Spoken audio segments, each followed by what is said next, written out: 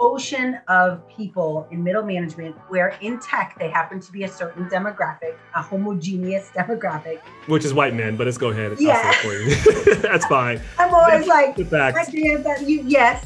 And they hold the key, right? They Correct. are the gatekeepers to leadership within all the companies I've ever worked for. If you believe we can change the narrative, if you believe we can change our communities, if you believe we can change the outcomes, then we can change the world. I'm Rob Richardson. Welcome to Disruption Now. Welcome to another episode of Disruption Now. Honored to have Noelle Silver, who is the founder of the AI Leadership Institute on. She is a, tech evangelical. Is that which one? No, evangelist. Excuse me. Make sure I get that wrong. Either way. If you have the word tech in front, you're okay. Yeah. A tech evangelist. I said evangelical. I don't know what I'm thinking there. But anyway, she's spreading the good gospel of why tech is accessible to more people, how we need to get the process right, how we need to have more mindful leadership and systemic change within the tech and data industry. And it's really an honor to have her on. Noelle, how you doing? Wonderful. Thank you so much for having me. I'm excited to be here. No, excited to have you. And, I've been inspired by your story. I can tell from the research I've done that you have a lot in your head. You've come through a lot of experiences and that you want to do more. You want to change more. So I am encouraged by your inspiration and your view on things. And I think more people need to hear about you and hear about your journey so they can know that, it's possible. So I want to say congratulations to what you've done. And I know you have a lot of great things coming in the future. Yes, thank you so much. I want to get just kind of an exploration question about, so we can kind of learn you a little better. So you've had quite the evolution in your career. I'm curious that with the great knowledge you have now in tech and all of the challenges and barriers you've come over through the process, if you were talking to Noelle now when she was first starting off, if you can talk to your younger self, what advice would you give yourself, part one, and what advice would you ignore? Yes, I've thought about this question before, and I'd be a little cautious about giving myself any advice that would deter me from the path I ended up taking. Interesting. Tell me why. Because I feel like I did get lots of advice that was not good as I was going through my different career changes. Well, you can start with that part of the question. What part was horrible? Yeah, many times. So I'll start from the very beginning. I never graduated from high school. I went, but I dropped out. But I dropped out to go to college. I felt like I had learned all I could learn. I had some, Caucasian male economics teacher tell me, like, you'll never leave this town. You're not going to college. I'm not going to pass you. Like, just take your lot in life. And I was like, I'm never going back to school again. And literally, that was like in the spring of that year. And by within 3 months, I had good SAT scores. I did the work. I just didn't check this box. Then I went to college and had the same experience. I had people who didn't look like me or understand the way I learned or understand the way that I acquired knowledge dismiss me. And again, I was like, that's fine. I've got enough knowledge now that I can go get a job. And one of my favorite kind of stories that I tell is about like how I learned tech. And I didn't go to school to be a technologist. I was in aeronautics, aviation, which is technical, but not software engineering. Sure. And I then went to Barnes & Noble back in the day when Barnes & Noble had like the wall of books that were all computer science books. Now it's like this little TV section. It's very sad. But back then it was a whole wall. And now I own much of that wall. It got to the point where I'd go in and be like, got it. Ooh, a new one. And I'd grab it and I'd take it home. And the way I learned software engineering was I'd go through these books and they were all lab books. If you remember books back then, they were just I do. Right. So I guess I'm old enough to understand what everybody's what you're talking about. Right. Go ahead. I know some of you are like, I'm not old, but I'm old enough to know your conversation and have been through it. Yes. And this was like Y2K. So there was a bit of a perfect storm where I was leaving college. I wanted to do something in tech. I did get that advice from people in school. So they did say like, tech's the place to be. I didn't realize that they didn't actually mean necessarily for me, right. Like Hispanic, female Noelle. But I took that anyway. I learned And back then in Y2K, they needed people just like we need people today in data. Like, we're willing to teach you, right? As long as you can show aptitude, passion, perseverance, people are willing to hire you on that opportunity today in data, just like we did on Java developers back then. So that's what I did. I learned in a book and I interviewed online, and I got my first job teaching, actually, at IBM, teaching object-oriented programming. And so that was like the beginning, but the entire time people told me I wasn't technical enough to do it. I wasn't capable. It wasn't the right place for me. I should probably stay in computer or in customer service. Like, nonstop, the advice was like, stay in your lane. And that advice has continued every step of the way till this very day. Oh, yes. Yeah, people want to put you in their boxes, right? I told you offline, and many people heard my story about how people wanted to put me in the same box. You're never going to be able to go to college. Why are you going to engineering? You're going to fail. I think one of the most important lessons is to not allow other people to feed you that garbage and figure out. And it's hard, right? When the majority of people around you have a narrative, your brain tends to wire that way. So right. And there's not a lot of what pushed you? Go ahead. Well, there's just not a lot of people like us back then. Like 20 years ago, there was no one doing podcasts that looked like me that I could be like, oh, okay. Like, I literally thought I was alone. Like, I was the only one on these teams. And this is true. I would always maybe have like an African-American male. And so it would be me and that person, but we were like the tokens, and that was it. And hiring stopped for that demographic. Yeah, we've checked the box. We got, you see, like our inclusion is those two. Look, you want to tell us about issues of diversity? Like, double with Noelle, it was really, and I just think we were, I don't know, I call us the suck it up generation. Like, I was just so interested in being successful that I just sucked it up. I didn't stand up and go, this is ridiculous. I shouldn't have to work twice as hard, 3 times as hard to get the same recognition as my peers. But I did anyway. And now it's almost a bad habit. Right now, when I go into a situation, I over prepare. I over study so that I'm never caught where someone's like asking me a question that my, peer knows and I don't. Right. So I'm never caught flat-footed, which is good. I guess as an entrepreneur, it's an excellent skill to have. But it's sad and unnecessary. And it's funny to interrupt you.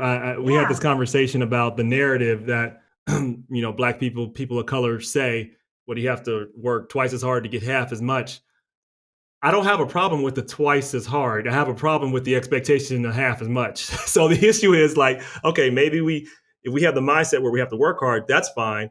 But then our mindset needs to be like white people's are. They're like, if I work hard, I expect to get double. And I think changing the expectation of, and we got to change the expectation of ourselves, and we got to change the expectation of the greater society who thinks like, okay, well, they're the exception. And they kind of know that when they get here, you're going to work twice as hard, because to be a person of color, it shouldn't be this way, but to be a person of color, that you're an overperformer, that you need to pay and appreciate and reward and incentivize and have a culture that makes sure that those that people like that want to stay, and you empower them to want to stay, not to say twice as hard and expect half as much, and your organization gives half as much. Like, that's okay. Like, no, it's not okay. You have to suck it up, and you went here closer than I thought you would. So I'm going to come back to your journey at some point, but let's go here while you're here. You talked about experiences that you had where you're kind of a disruptor, and I don't think your goal is to go out and disrupt, but your goal, from what I tell, is to try to improve things. But you try to improve things. Here's the challenge. You try to improve things which require change, which is inherently disruptive. And people, from what I can gain from my research of you, they then take that on as a threat. And then you get these kind of microaggressions, what I think you called wing clipping. Can you give some examples of what that looked like, and then how you dealt with those situations? Yes. And unfortunately, like, I feel I've now been able to more accurately attribute this wing clipping to kind of middle management, right? There's this ocean of people in middle management where in tech, they happen to be a certain demographic, a homogeneous demographic. Which is white men, but let's go ahead. I'll say it for you. That's fine. I'm always like, yes. And they hold the keys, right? They are the gatekeepers to leadership within all the companies I've ever worked for. And my challenge has always been I go in and I am very transparent, especially today, about my ambition. Like I'm like, my goal here is not to do the job you're hiring me to do, but to show you that I can do that and manage the team that I'm currently doing that for and manage teams of those teams. Like I give them the lay of my future ideation of what I want to do for that company in the interview, because I don't want there to be any confusion because I've learned that lesson. And even when I do that, I have the conversation, and I very recently had this conversation where they sit me down and they say, I hired you to do this job. Just do that job. I don't need you to be a leader. I don't need you to represent or speak or say when you see something. I don't need you to say something every time you see something. And it shocks me because I keep searching for like the perfect kind of company that has a culture that it would accept someone like me, right? Why wouldn't you want someone who's ambitious and wants to like serve people and create a product that the users need and love? Why wouldn't you want to help that person do more as opposed to be like, shh, be quiet, sit down, don't do any more podcasts, stop blogging. What? Like nothing I am saying is offensive. I mean, I guess you could perceive it as such, but it's happened continuously. And unfortunately, I've actually had people of all types come to me and say, oh my gosh, I've had this conversation, right? Not just women in tech, which is where I tend to focus, but specifically like African-American men in tech that happen to be the one engineer. I have a friend of mine who is a doctorate. He did his doctorate on African-American engineers and how it's very similar to what we just said, how difficult that road is, but how much worse it is when you do twice the work or 4 times the work. And you're actually told, like, that's fine, good, glad you did it, but it doesn't actually matter because I don't need you to do that work. But my golden boy who just got hired, right, passes me in a promotion within 6 months when I've been here 3 years. Like that's why it's wing clipping, because some people don't have their wings clipped. Well, give me some example. Like, so I understand what you mean. Yeah. To the extent that you're comfortable, I mean, talk about a situation, how it played out, and how you, if Noelle was in charge of said corporation, how should it go? In order to actually create the culture that you want, because it's one because we can have these ideals. I can say, tech like Hollywood paints this picture of being this ideal place where everybody's included and we are so high and mighty and open-minded and liberal and progressive, and choose the adjective you want to choose. But when you look at the numbers, they don't look different from anybody else, except the language sounds different, but the results look the same. I know I'm making generalizations, but I think the facts back up what I'm saying. Yeah, absolutely. And I will give you a very specific example around hiring. And I have always been in position to build teams where I've gone. So that has been wonderful because I do have a different lens. However, every time I go to build a team, and most recently, I want to build a team, and I say that I'm looking for a symphony in this team, right? When I look at the Zoom call today, I want to see colors, shapes, sizes, introverts, extroverts, people who learn differently, people with ADHD, people who maybe are hard of hearing, who have special physical disabilities or needs, right? If they have the chops, I want them to represent, especially as someone building data science and AI solutions. I want to make sure that my constituents, the entire world is my constituents when I build an artificial intelligence machine learning model. So I need to make sure that my engineers are empathetic to those perspectives. And I will tell you that the conversation has been, and even I have people who would be considered diverse recruiters, right? African-American recruiters.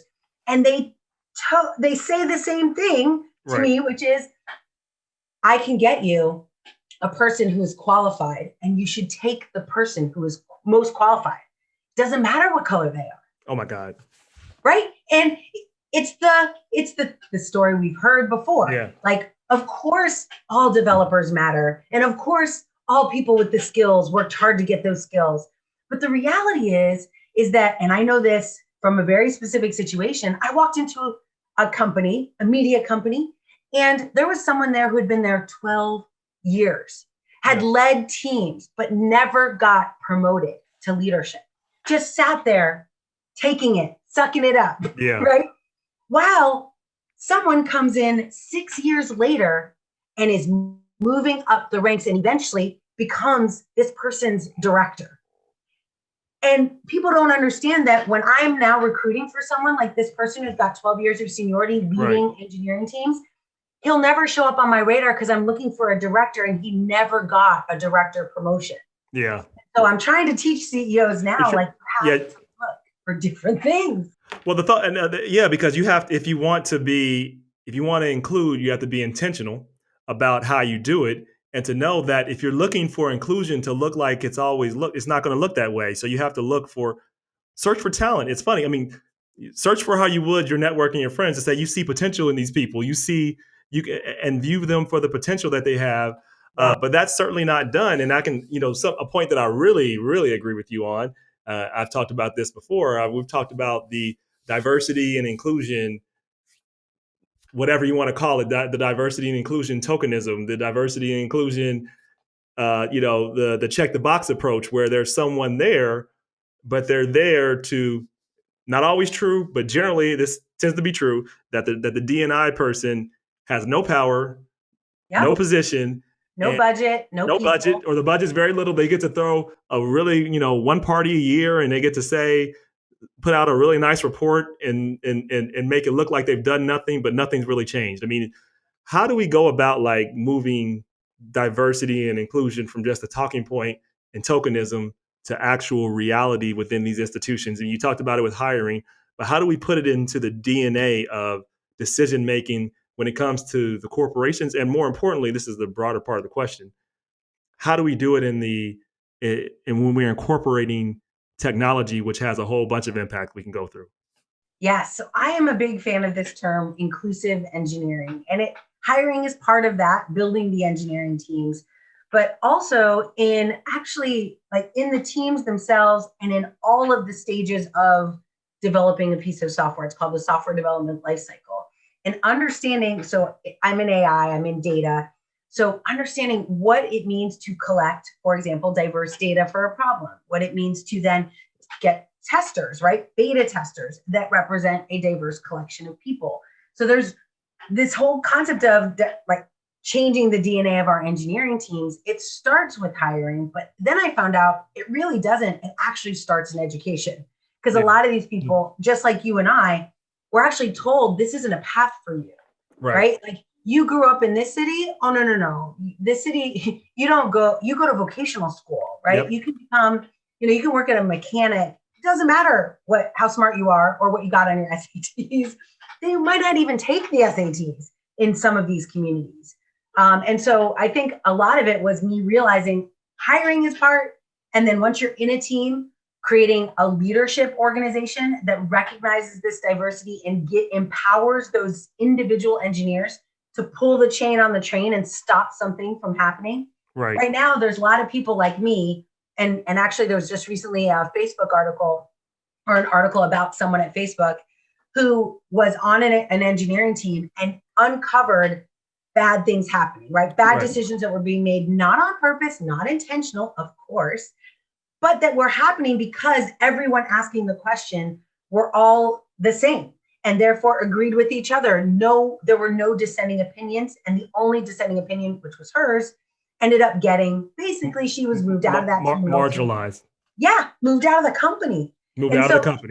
How do we, there's kind of both sides. Like, how do we make sure we're fusing the pipeline with people that will diversify the engineering teams themselves? But that doesn't even matter if we don't have a leadership team that empowers their ideas, because they will be the lone voice of reason many, many times. And today, that's what they call us, oh, you're just emotional Hispanic, or you're just of course emotional.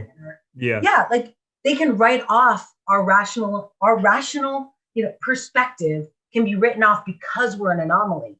Yes. And that, I think, is the bridge we need to tip, right? We need more people like me, like you, in leadership roles where we control the hiring and we control the policies that those companies. Yeah, and you discussed this a lot about mindful leadership and what that looks like and why it's impactful.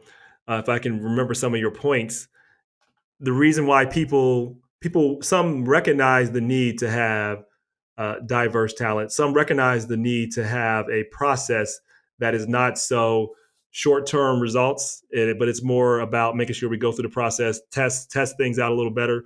One example I could think of clearly, we discussed when Microsoft created the racist bot. I mean, that was again, it wasn't intentional, but when you don't have people and ask obvious questions, you're gathering stuff from data from Twitter. Yeah, Twitter. Have you seen what goes on Twitter? I mean, it's really easy to figure out. People would have told you like you might want to think about this and that, but what does mindful leadership look like if we wanted to do that? Making sure that our culture does that, because I do believe you said you worked with some great CEOs. The issue is something didn't reach between the CEO's vision and what actually gets implemented here at the manager level.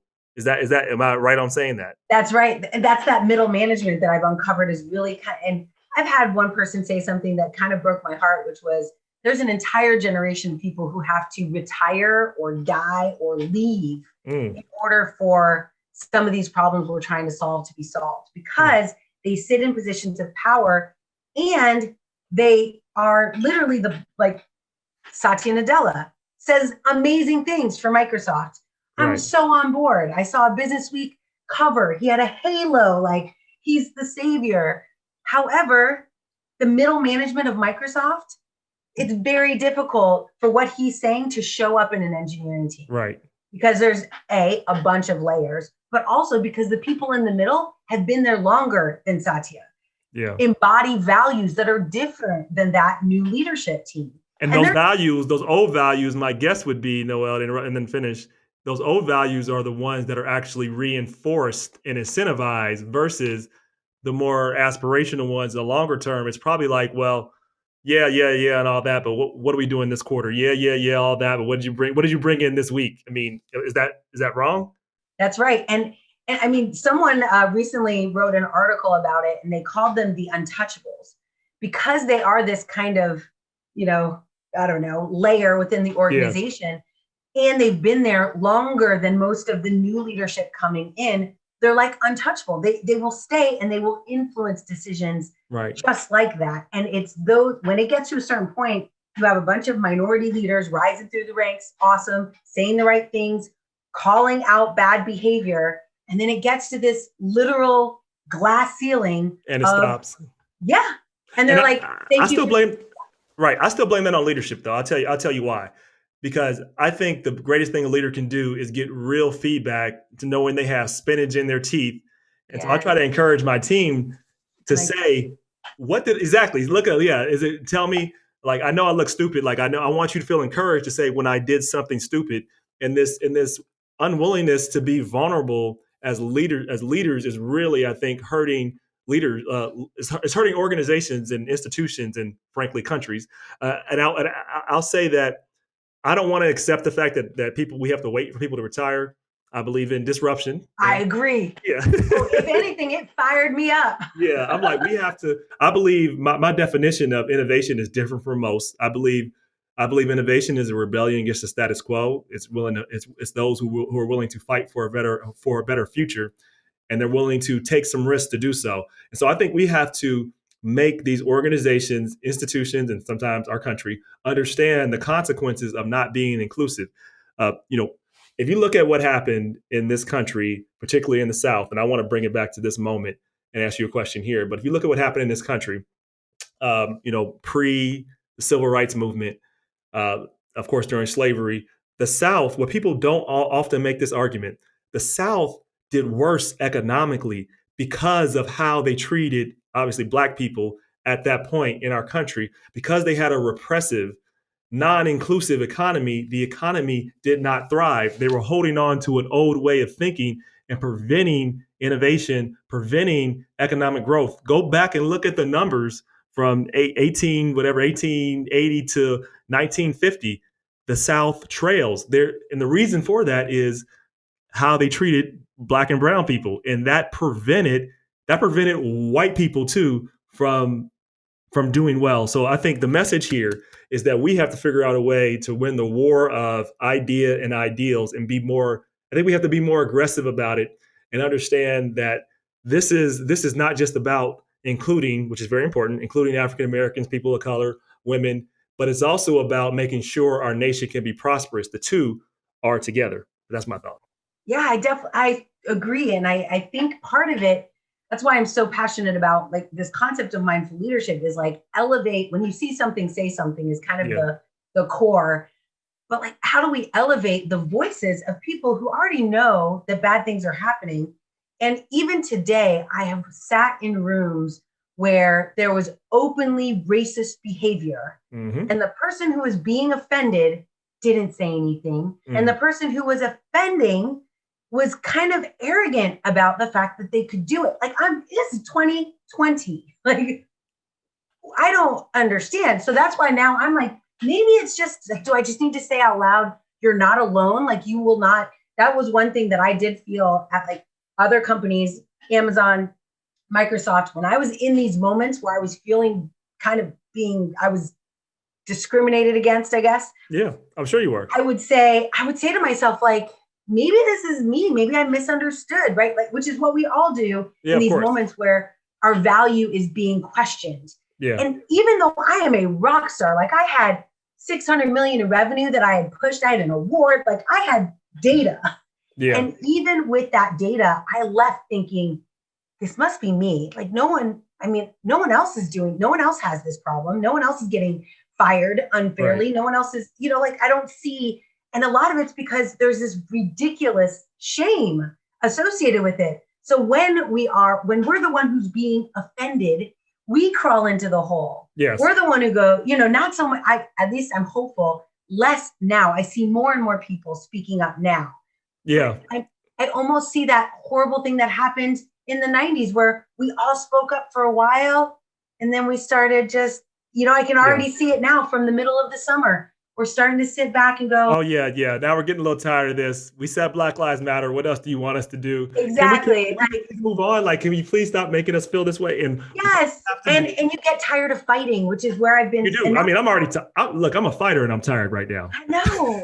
So like, this is why, like, this is the problem we have to solve because people, and especially I think Hispanic and, Black and brown people they're not going to put up with that forever. And eventually they'll just be like, you know what, I'm out. And that's what like Reboot Representation was a report done by the Gates Foundation. Yes. And they found that we're doing a good job getting people into jobs.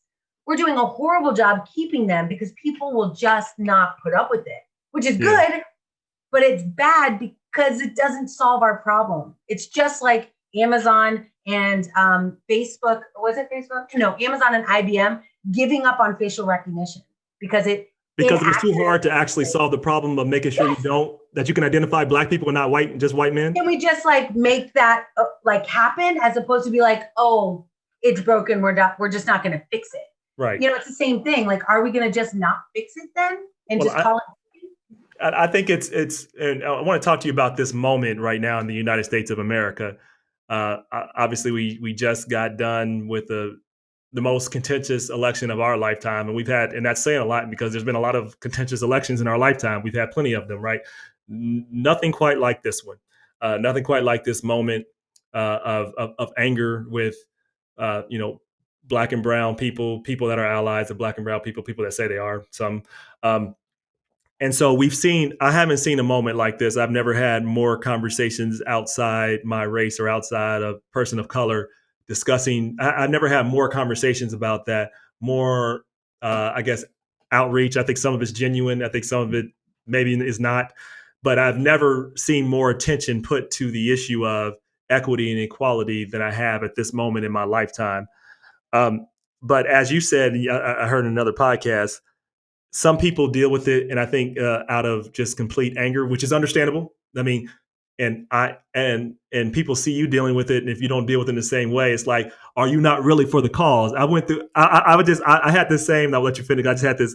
I was on the board of trustees of the University of Cincinnati. I became chairman of the board, and I have a whole lot of stories. But one major issue we dealt with was one of the officers of the university at that time, like right when I became chair, shoots an unarmed Black man unjustifiably. And I had to do a whole lot of stuff. But when I think about what I had to go through in that moment, how many times I had to, And we did create change. Like we pushed out some of the structure of those officers, changed the infrastructure, did a lot of stuff. But, I had to deal internally with a board that was all conservative, all very just not used to dealing with issues like this, and would say a lot of offensive things. And I had to figure out how to have that conversation, but I had it directly with them to make them understand it.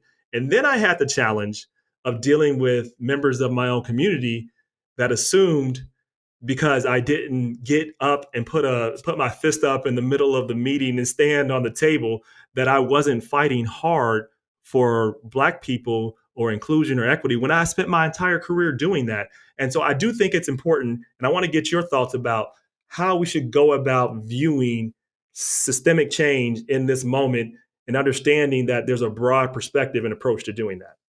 Yeah, I think this is such an important point because I've also been in that situation. I'm not an aggressive type of fighter. I actually am, and I still got called out, but go ahead.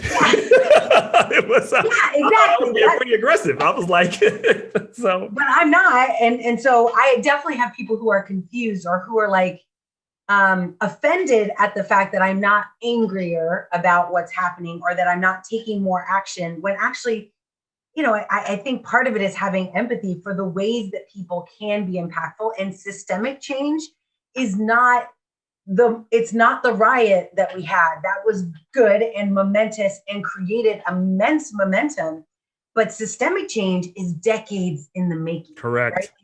And the work I've been doing my entire career since the 90s is I'm, at least in my mind, thinking those things are what are contributing to the changes that I'm seeing, that I am encouraging others to think and act the way I do, that I'm sharing with them the challenges, increasing awareness so that when somebody's in a room, like it all comes down to another like mindful leadership trait is self-awareness.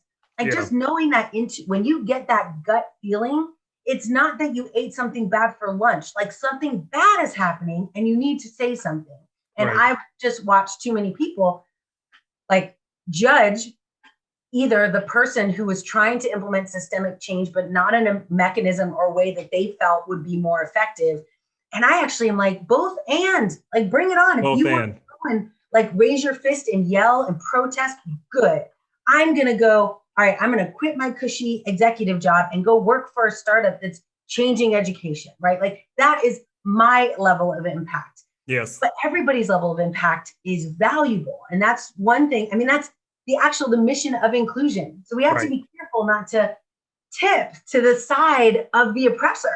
Yeah, exactly. Because our judgment of each other. As long as our North Star, this is not always the case. There are some people I will call out if they're defending things that are clearly wrong. I think that's different than what we're saying. But if our North Star is about expanding access and opportunities, and you've seen that people have done that, I think you have to give them a benefit of the doubt when they say something that might not agree with everything you say, particularly on Twitter. Like it's easy at every moment, people judge something. You say one statement, and people don't look at the whole record of things you've done. It might be one statement in one context that they're not viewing in the full context, and people have this now emotional reaction. But I think, and I'm going to talk, I think there's also part of a reason for that. I think it's part of how social media is doing things is why we also need a space, but I'll talk about that in a minute.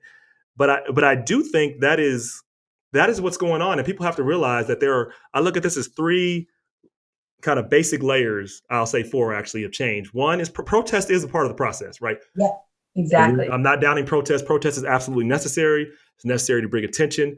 Then that has to follow some type of policy, right? And so that's also a longer process. But if you have the protest doesn't connect to policy, nothing happens. The third part is there actually has to be power. Like you need power to do any of this stuff. And there is a automatic criticism, I think, of people when you get to be in positions of power, and it's unfortunately seen as an anomaly because it is in America, when you see Black and brown people in positions of influence, and when people don't see instant change across the board, they assume the worst from any leader that is in those positions. And until you've held one of those positions and leading a large institution and fighting hard. Again, I'm a hard fighter, but I'm also a strategic fighter. Like if you just fight one way, you're not going to be an effective fightor. Yeah. Right. So It is hard when you're in these positions of power and leadership. And I think there has to be, and this is why, we're working on why we're going to create the app. and why we're doing and finishing the app, there has to be an understanding of the relationship to power and how to actually move it, and how we do that as a collective whole, because there's not a full enough appreciation. I think once we get to that, that's how we have to, I think, have the disruptive change. That's how I kind of feel about it for this moment. But I'll share with you a shocking thing that happened as I moved into more and more senior roles. I moved into an executive role, and in this role, I was like, I am the leader that I always wanted, right? And so in my mind, I'm like, I'm going to do so much. I'm going to support. I'm going to listen. I'm going to implement. And what ended up happening in the first few weeks of my tenure in this position is that literally, like, we all have these channels, Slack, Teams, whatever. sure. I start joining the channels that which as an independent contributor, I realize a lot of ideas come from, right? So the People of Color channel and the, Latin X channels and all this. So as an executive, I can go in and hear and then implement. Like, I am there to serve.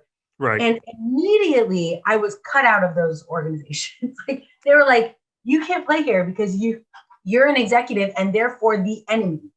And so to your point around, like, it's one thing to have power, but it has to be holistic. Like, you have to, as the person being helped, know when someone comes in that's going to serve you and help you, and then give them a chance. Because it was like you just were talking about, it was not only difficult, but it was extremely lonely. It is very lonely.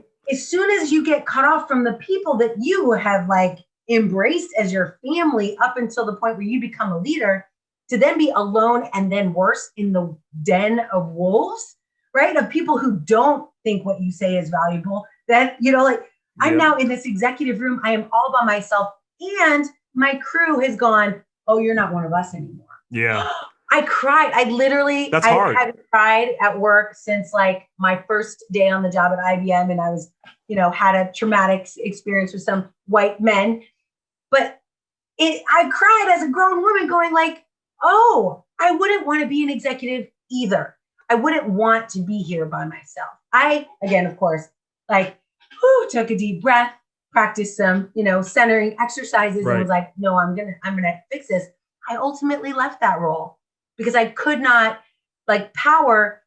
It's one thing to be given power, as you know, with the diversity officers, right? You get given a perception of power. So it's one thing to be given power, but it's another to even have power that you are not, like, your constituencies won't let you help them with. Yes. And so it's kind of both sides. And I just was shocked when that happened. I wasn't prepared for that. The side exists, and being an effective leader requires the leader to be vulnerable, but then it also requires those who are the stakeholders to be receptive to being vulnerable, because we know where that programming comes from. That programming comes from the greater construct that tells us we can't trust each other.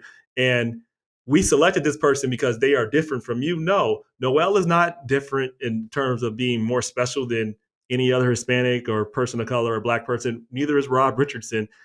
And changing that narrative within ourselves and within our brains, and then trusting each other, because you can't get what this comes down to, I believe, is having trust to not subscribe the worst to ourselves when we get to these positions of power. I mean, I'm sure Obama went through it. I'm sure that's part of his struggle he went through as well. I mean, I'm not saying the man was perfect, but I think he was a pretty good president. And I think he went through a lot that we can't even imagine. I mean, if you think all the microaggressions and things he had to hold in, he had to be the most calm Black man to ever exist on the planet Earth. Because I'm like, some stuff that he put up with is some stuff I couldn't put up with. But what do you advise people? Like, you've been through these, you are very talented, and there are other talented people out there, but I think we need to say you have worked hard, you are talented, and yet you've had these setbacks, struggles. What do you say to people as they say, well, if she's had those setbacks and struggles, how can I continue to achieve? Or say another way, how have these lessons or setbacks helped you develop? And what could you say that's encouraging to people, to someone right now that may be struggling with the moment with the type of moments that you've had in your career? Yeah. And I think it's true probably professionally and personally. Like, one thing that I've uncovered, and we all probably at some point, if we are self-aware, realize that these things, it's the circle of life, if you will, or seasons, right? I realized that in my life, there has been multiple winters. And just like in the real life, some winters have been horrific, more snow than I can handle. And some have not been, like I barely noticed they were a winter in contrast. But they are all cycles. And so I've had both personally and professionally I kind of always say to the universe, I'm like, all right, like I feel like it's disproportionately fallen in my direction. I could use a little bit of a break. And so as part of that, though, I've now come to realize that these challenges, COVID, 2020 in general, a presidency, like all these things that we would consider or take on as like a narrative for us, it's really, that's not the story, right? The story is in our resilience, is in our recovery. I kind of now, in the last 10 years, time my recovery against a winter, right? Like, how soon can I get excited for spring? A lot of us do this like naturally, right? Right. We know the day it goes above 40, especially if you're from the Northeast or New England, you're like, spring is coming. You put your convertible top down. It's 42 degrees, but you know spring is coming. And so now I've attributed that to my professional career where, yeah, bad things have happened. And probably as a Hispanic female moving up the ranks in leadership, it's disproportionately bad. But I've also been given, because the good news is people are more now, you mentioned this earlier, more likely than ever to give me a chance, more likely than ever to make room for me at the table or not like scoop me out when I sit down. Right. And so there's huge opportunity. The fact that we can create a platform, the fact that you have a platform, right? We couldn't do that. No, we couldn't. No, right? Like we couldn't even do it 10 years ago, really, not really. That's right. That's right. We couldn't get on MSNBC. And now we can build a channel that actually has more engagement than some of these larger networks for less money. And so that's why I created this organization called Lovefluencers, which is all about empathetic social influence. And it really is about people like me, like you, like how do we just give people the tools to let their voice be known? Because I think that's the difference, is that winters are going to keep coming. Bad things are going to keep happening. It's guaranteed. But you now have, like, you can plant bulbs earlier. The sooner you know that, oh, this is winter, and you can step back from the pain of that situation. The saddest thing that I hear is when I introduce myself to them, the first thing they say is like, oh yeah, I got divorced at X, or my husband left me, or this, or I'm a single parent. And they're defined by this thing that they consider. They're defined by a struggle. Yeah. And so I encourage people, I'm like, that's a great story, but that's not where it starts and that's not where it ends, right? That is the hero's journey. That's like in the middle. You started with a dream. You now got the classic, confrontation of like, are you serious about this? Because bad things are going to try and knock you down, push you in the dirt. But it's the next thing you do. It's the bulbs you plant. It's the next thing you do that makes the difference. And so the more that I can tell people, like, as bad as it is, and again, if you go and look at some of the sessions that I've done and my YouTube videos, you'll see like or TikTok videos, really bad crap. But I can't let that define me. Right. There were days I didn't want to get out of bed where I was like, this is ridiculous. I have 4 kids. I'm by myself. My dad lives with me. Everyone's yelling at me at the same time. And I'm trying to keep a full-time job. And there's a pandemic. It's enough to just lay you down. Yeah, that's a lot. That's a lot. Yeah, I agree. That's a lot. Every so often, I cry over my dishes and I'm like, what am I going to do? How is this going to work out? But it is in those moments that I'm like, what seed can I plant? So what I do now is every single morning, I have a moleskin little notebook and I write down 3 goals, a personal one, a professional one, and it's 3 years from now. So I see myself 3 years from now and I write these statements as if they were true today. Amen. You plant the seed and you plant the seed. That's right. And it starts in the mind. It does. And then you'd be surprised what, like this conversation we're having, right? These things start to pop up. It's called like your reticular activation system, right? Your mind starts looking for things that ratify and support these statements that you're saying every day. Yep. And that's how the world works. And so the more people I can encourage to like tell your story, but then set your goals. What do you want as a result of this? Don't be defined by your circumstances in front of you. That's right. That's it. I mean, part of your story. And it makes a great story. Like the horribleness that you're in right now will make a great story when you're out of it. Like you're going to look back and be like, oh my gosh, listen to what happened to me. Like, and people will be inspired by it. Yeah. but you have to plant those seeds and move forward. That's awesome. That's your one of my questions you got to with your life hacks, your routines to keep you grounded. And because you deal with a lot, right? I mean, the fact that 4 kids and your dad is there, that and you are holding down the fort. First of all, wow, uh, that's a but most importantly, you've been able to keep a positive perspective and keep faith in the future despite the current circumstances in front of you. So, I mean that's awesome. Oh, what do you think in terms of your career pivot? I know your largest pivot seemed to be when you left NPR. Is that right? Your largest pivot in your career? I would say that it came at a time when I was willing to speak the loudest about what had happened. Right. But I would say that it's probably the same pivot I made when I left Amazon. It was the same. Tell me thing. why those. Tell me the similarities between the two. Why you made the pivot and what you learned from those pivots. Yeah. So when I was at Amazon, I did a bunch of things, and some of it were like the golden age of the things I love to do. You created voice. Just so I didn't say this before, you were one of the creators, the beginning founders of creating Alexa and voice, teaching Alexa how to do all that. You can thank Noelle Silver for a lot. Yes, I'm like the mother of like 7 or 8 champions. Like they heard me speak about Alexa first, and then their journey started. I mean, that was like I said, the golden years. I was like, I love this role. Now there were 2 other people on the team that were white and male, and they did not live in Seattle. And I said to my family, we don't have to live here because no one else lives here. So we're going to go home.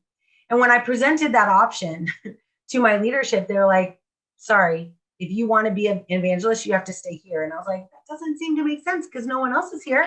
Right. And I'm exceptionally good at this. Right. Like I'm exceptional at this. So it's not like I'm just like a middle of the bell curve, right? I am overperforming.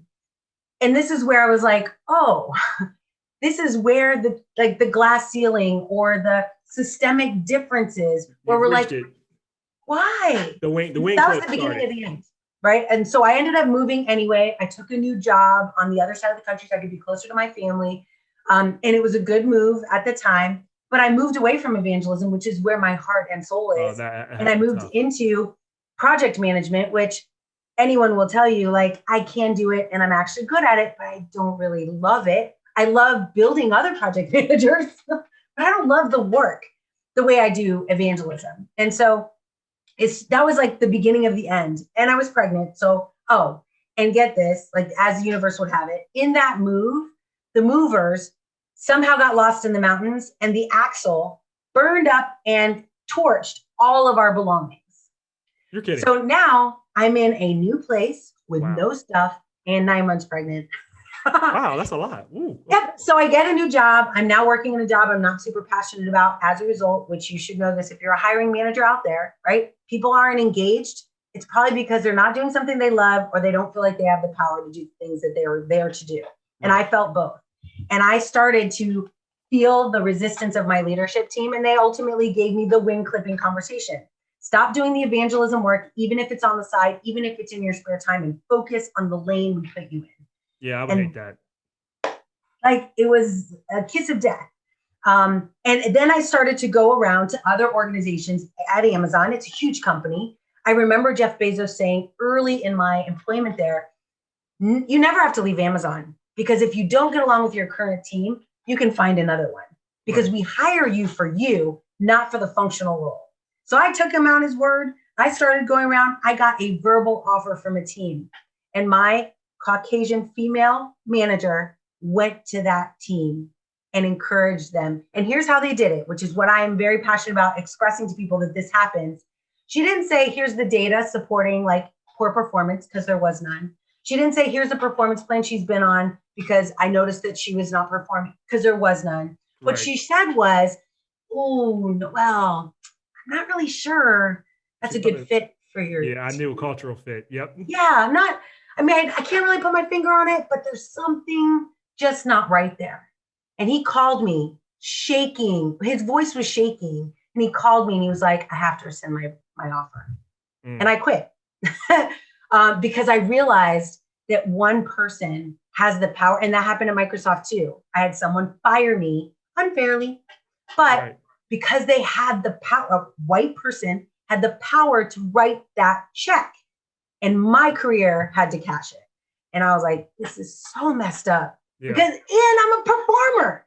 What happens to these people that are just good at their job? Well, what happens is the problem is you're a performer, but you're a disruptor. I say that in a good way.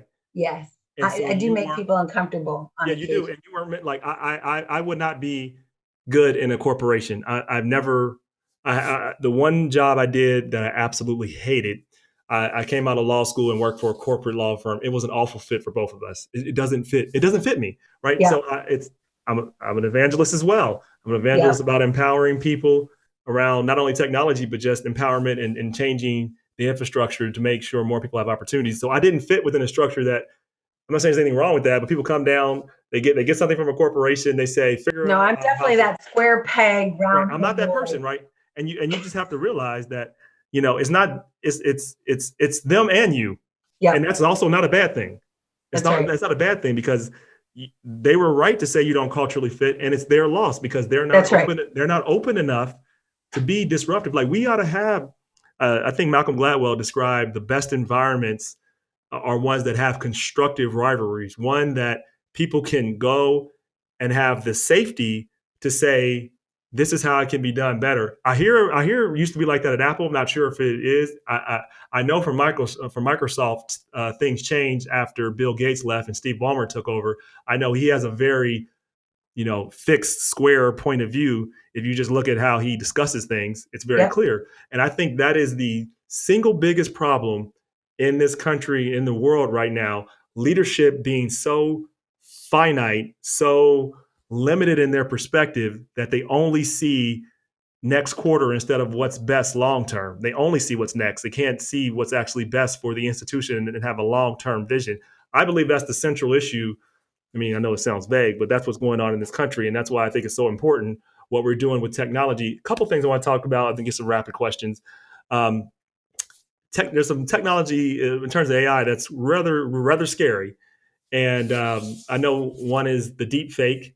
I think another, and I want you to talk about that, and we'll if we get a chance, we'll put and show what a deep fake looks like. So well, you can go to my TikTok. I just had 2 go viral. I will put what you put on there. You send me that, put it on there. I'll put it on there. But the deep fake and what that is you're able to, it looks like someone is who they are, who they're presenting, who they're talking, but it's not actually them. I look at that, and I look at the use of AI to reinforce the worst of human characteristics. I believe that's part of the reason why we are also so divided right now, is that if you live in a world, you can live in a world that is totally make-believe. It's sunny right now outside, but what you see is it'll tell you it's raining, and you believe that because that's the only thing you're presented with. And when the human brain sees something over and over again, and that's all you're presented with, it becomes fact. Tell people, like, how do we deal in this world of deep fakes and artificial intelligence, and what should we be doing about AI, and why should we not be worried about AI and facial recognition? And if we should be worried, what should we do about all this? Like, what do you tell people as the optimistic, empathetic evangelist? That's right. I definitely, and I'm on both sides. I'm a realist, but I think there's a pragmatic optimist or rational optimist. I'm a realist. I understand, but I also feel like education and people just understanding how this technology can be used is a huge part of it. So we'll start with deep fakes. Deep fakes is definitely, the more I demonstrate it on my social channels, the more people write back, especially people who are not technical. And they're like, that's terrifying that exists. And so to give you a really interesting, horrifying example, it would be like, we've all remember a certain time where we get like an email from the prince in Nigeria who needs like $7,000, right? And some people in this world sent money to those accounts, right? That actually happened, and it was just a scam. And now we try to tell, especially older people, we try to tell them like, no, my gosh, nobody needs that. Nobody is really asking for that money. Please do not send it. That happens. However, with a deep fake, the reason it's so unnerving is that now that voice could come to you on a phone, and that phone call could come from your mom or you, like me. to my kids because there's so much open audio of Noelle. Someone could go and train a model on all the YouTube videos that I've done, on all the Instagram lives and Facebook lives that I've done, and they'd be able to create a sound that sounds, I was able to build a sound that sounded like a person who had passed away, J. Edgar Hoover. He was an old FBI, head of FBI. Yeah, I know J. Edgar Hoover. Yeah, and so I created his voice, and all I did was train it. I mean, if you know, we don't have a whole lot of audio of him. It was like 500 words that he had said, and it picked up the fact that he was from New England because he was like, I'm J. Edgar Hoover. And I was like, that's amazing. And I was saying it was amazing because that was awesome. Right. But it's, like I said, it's terrifying because now I can, as a hacker, right, or as somebody who wants to use this power for evil, could create sounds that in a business you think is your boss telling you to wire this money or telling you to release this check. And you wouldn't, because Malcolm Gladwell also said this, we default to truth as a society. It's true. And we have to, because that's how we're wired. Otherwise it'll drive us crazy because we're interested in anything. We'll all be paranoid, right? And so, yeah, it's tough. However, let me just present the optimistic side of this story, which is we have the same problem in cybersecurity, right? And we have red hats and blue hats. We have the attackers and we have the ethical hackers that are defending those attacks. The same thing is true in deepfakes. There are people that are building, and I should say universities building deepfake detectors today, but there's also things you as an individual can do. So you can now, there's deepfake tests you can take. It'll show you two things and you kind of test out your skills and it'll give you tips. But most importantly, let me just give you a use case. Imagine me, right? I've got all this content of me, all of me talking about my career, my personal life.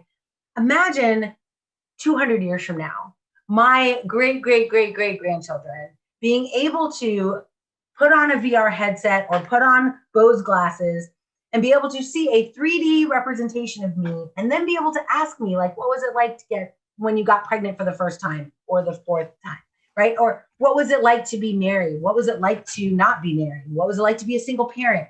Well, you know, heaven forbid, 200 years from now, we're still having this brown people in tech challenge, right? And they're like, seriously, how did you continue to deal with things like this, right?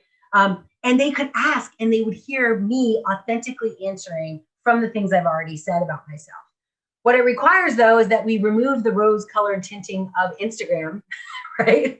And like the makeup, right? And we're just real so that we can use this information as a time capsule in the future. And I think that's a truly authentic and useful use case. But yeah, there's a lot of terrifying things behind it too. That's awesome. I would say that to add to your point, we can't opt out of technology. We can't stop innovating. That's right. That leads to less opportunities, less results. Yeah. And never leads to a good place when institutions, and it empowers those who are misinformation generators. Right, exactly. You know? So we can't do that route. And what we have to do is make sure that we are. Is it the blue hats? Was the blue hats? Yeah. The blue hats are the good ones. The blue hats outnumber the red hats, and that we have to make sure that as this technology is implemented, we have to demand the inclusion. We have to demand an ethical consideration of how these products are done. And it's something that we expect. And I do think there will be a revolution and a differing perspective on how our data should be used and in what method it should be used. And I think that is the beginning of those conversations. But it's not that, no, we stop AI, we stop facial recognition. That's, first of all, that's also Pollyannish. That's stupid. It's not going to happen. And second, secondly, we ought to make sure that it's done in a way and guided in a way that is for good. Because if it's not, it'll be done for wrong and evil. And the last thing I wanted to mention about that was just this one concept of explainable AI, because black box AI.